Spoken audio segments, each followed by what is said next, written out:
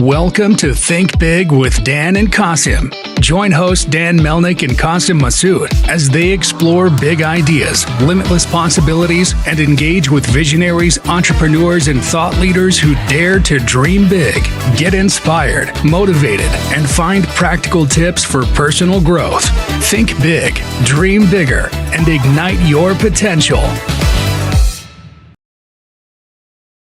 All right. Welcome back, everybody. Our guest today, Ryan Cook. Ryan, it's great to have you on, man. I really appreciate you being here. And could you tell us, first of all, where you're calling in from and what you do for a living with the courts agency? Yeah. So calling in from St. George, Utah, just vacationing here, actually. I live in Lehigh with my wife and child, but came down for a few days. Awesome. Yeah. And I guess just tell me a little bit more about your general background. I mean, what got you interested in getting out kind of into the agency side of business? And yeah, what kind of led you to that? Like, what was your, I guess, catalyst to, what you did in your past life to, really putting 2 feet into something like an agency business? Sure, yeah. I started marketing and running an agency when I was in college, actually. I took this marketing class and I just instantly fell in love with marketing because I realized that this is where people actually make money. I had a lot of classes that talked about the theory of designing your product and validating and frameworks for business strategy and things like that. But when I took a class about how to run Google Ads, how to grow on Google, stuff like that, Facebook, it just really opened my mind and I just fell in love with it. I mean, it's obviously like integral. And I feel like, the marketing side of things also requires the most amount of kind of creativity and like, innovation at a constant level. I mean, there's ways to, develop a hardware product or develop software or code things in a way that makes it super efficient that you can kind of replicate. But as far as marketing goes, as I'm sure you know, like there's some things to replicate, but each individual product, service, whatever you're selling, like there's just a lot that goes into, making that resonate in a market that's like pretty much everything that you're going to sell. There's going to be a lot of competition,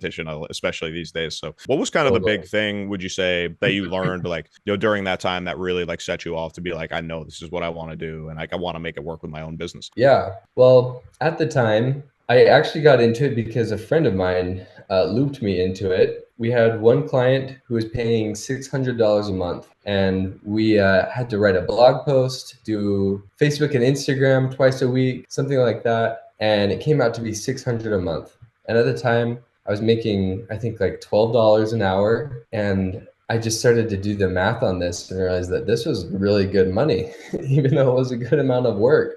And I just wanted to get more. I heard from my marketing professor, actually, he was just a young guy, probably like 25. And he told us about something called the Google Ads grant, that nonprofits qualify for $10,000 a month of free Google Ads credit. And he told us how he had started doing this for theaters. He was like a big theater guy, and he would just call them up and teach them about this crazy grant that was available to them and say, I'll run your Google Ads for you if you want. And one day in class, he was like, by the way, did you guys know that museums are nonprofits? Someone could start that if you wanted. And in my head, I was just like, I don't hate museums. Let's do this.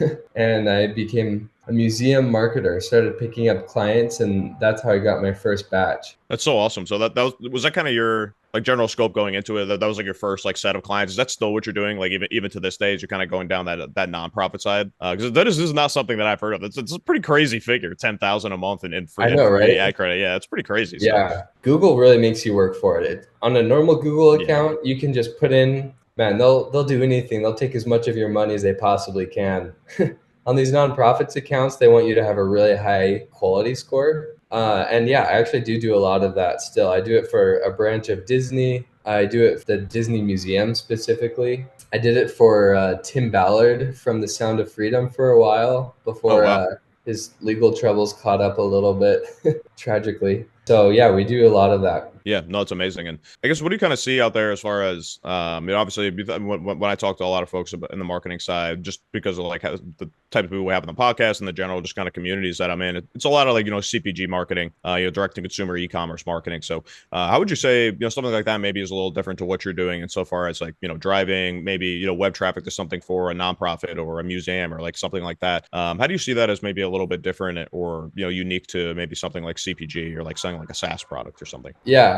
I mean, all of marketing is about building trust making people like you, entertaining them. So I think that there's a lot of crossover. My wife and I also run an e-commerce company that sells dresses, and it feels like every tactic that works well for a nonprofit works well for a CPG brand. Yeah, and how did you get started with that, I guess, too? I mean, it's obviously interesting. Like you do the e-commerce side and you do the marketing side. Obviously, having those two perspectives on both sides of the business can obviously probably make you pretty valuable as somebody working for another brand as well. So, how did you guys get involved with that? I mean, was that something that your wife started that you're obviously helping with your marketing expertise, or was it something you came up with kind of together? We ran the agency for a while and we were like, okay, this is cool. We're helping other companies grow, get lots of sales. What if we were helping ourselves grow and get lots of sales though? And so we started to think about what would be a good company that we could take ourselves on as a client. And my wife, we're Mormons. We live in Utah. There's a lot of women out here and also like in the South. You're in Austin, right, Matt? No, so yeah, Dan was in Austin. I'm actually in New York though. Yeah, Oh, in New York. Cool. yeah. Well, we get a lot of sales there too, but lots of Christian women just feel like there's not very many modest, cute dresses out there. So that's the niche we decided to go with. And we're not like overtly a Christian brand, but that seems to be our main market. And yeah, it feels like a good niche because we know who we're talking to. And my wife just resonates really deeply with the problem at hand. Yeah, no, that's awesome, obviously. And obviously thinking about, marketing a product like that, you obviously took the angle of that your ideal customer is probably a woman who is Christian, probably in like a, maybe like mid-ish younger age range, if I had to guess. What was your general kind of like go-to-market strategy at that time? I mean, were you looking to get into any kind of retail spaces, or did you know just because you work in digital marketing, you wanted to keep it kind of on the e-commerce side for a while? Yeah, right now just going e-commerce, keeping it all digital. I feel like we could go retail at some point, but we feel like we've been taking off pretty well on our website recently. So probably just leaning into that. Yeah, no, it definitely makes sense. And I suppose like we think about, I wish I had a chance to take a look at that. I would probably have some more specific questions to like the product with the dresses. But when did you start that exactly? I know you said you've been doing the agency for seemingly a little bit longer. When did you actually initially launch the dress brand? Yeah, officially August 22nd, 2022. So it's about a year and a half old, and yeah, we started. It took us like several weeks before we got our first sale, which was just heartbreaking. Because when you start something like this, all your friends and family says, "Oh, it's such a cool idea. I love it. I'll totally buy one." And then no one bought one. But we just fought the good fight. We tried out a ton of different marketing channels: Google ads, Facebook ads, Pinterest, Etsy. And it feels like every month we just make little 1% gains that are kind of compounding.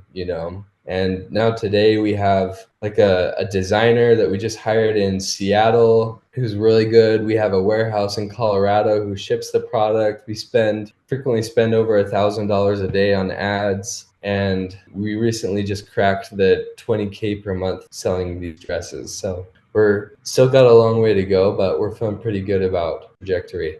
No, that's fantastic. And I guess when you think about as well, or what I always like to think about whenever I talk to somebody in CPG or in apparel or jewelry or anything like that, is obviously like getting into those conversations with sourcing, like speaking with manufacturers, co-packers, and the like. What was your kind of experience, having those conversations, and how many different like conversations with different folks did you have to have before you found like a really good fit on that side of things? Ooh, yeah, it was a lot. Really expensive and tedious, but we just went on Alibaba with some designs and some pictures of what we wanted, and we said, "Who wants to make us samples?" A bunch of people volunteered in China, and we spent about $100 or $150 on each sample. I think we got 4 or 5, and the ones that had good prices, good communication, and good quality products, we just kept getting more samples from them and talking more with them as the others kind of fell off. And that's how we found them. Yeah, I always appreciate any insights into those things because obviously, like, I think for a lot of folks, especially doing apparel, it can be a big hurdle for a lot of folks who don't really know where to go, who to ask, like how to go into those conversations to make sure that, one, it's a product that is going to be, viable and exactly what you want, but also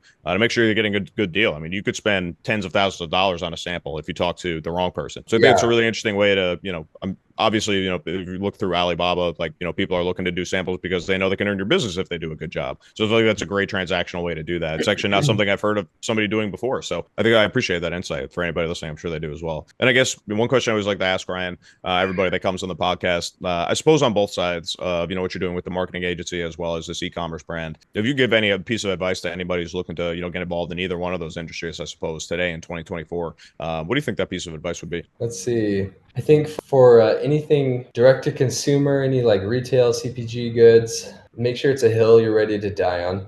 Because you might think that you have it figured out so that you can quickly start making money, and maybe you do. Statistically, you probably don't. It'll probably be years before you make revenue and even more years before you make profit.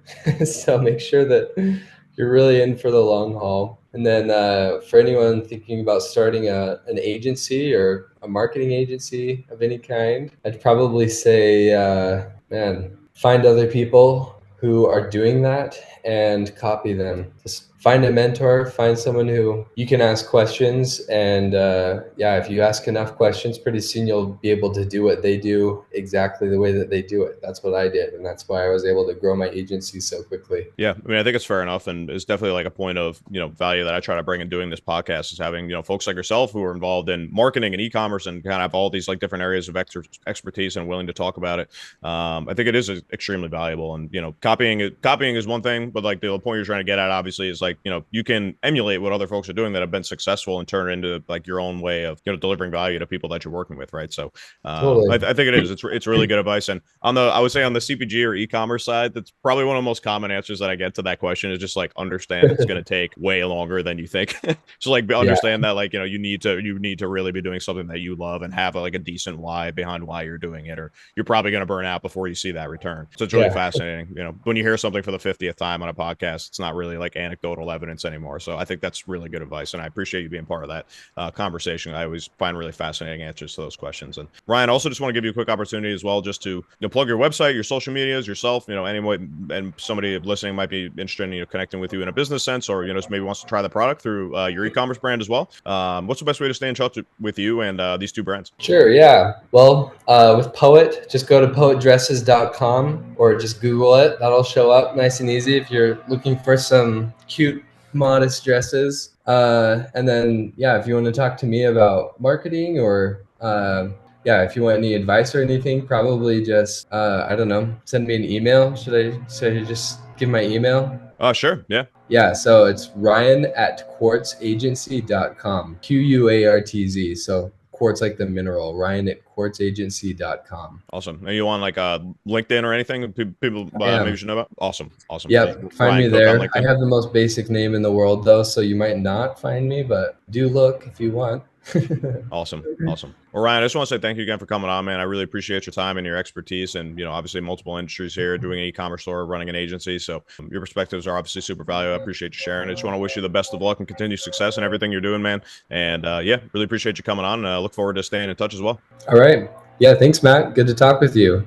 You as well, man. Thanks, Ryan. See ya.